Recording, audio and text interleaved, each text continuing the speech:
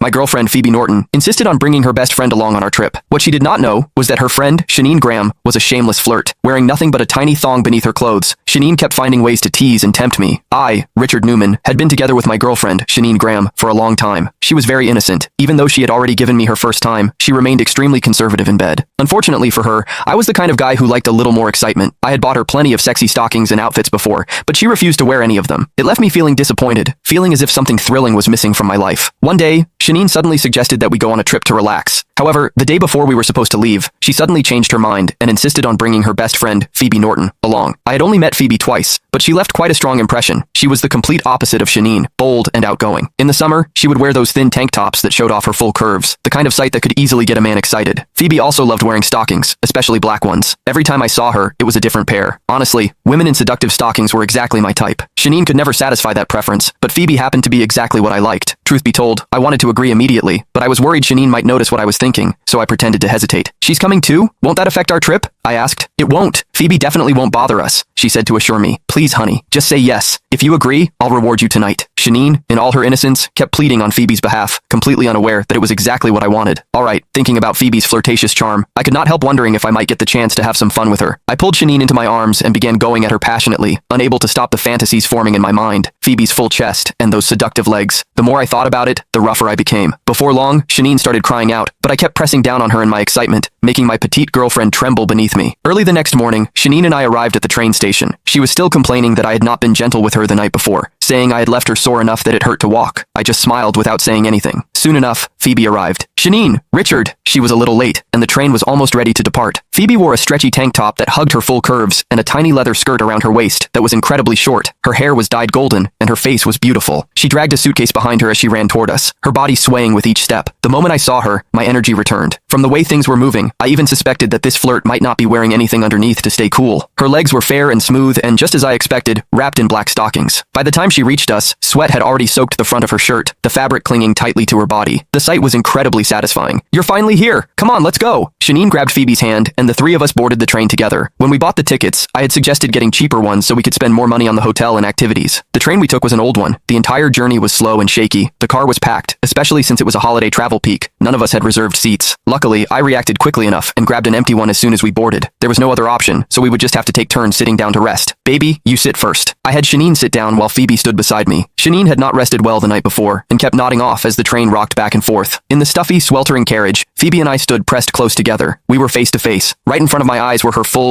Click the link in my bio to get the full story for free.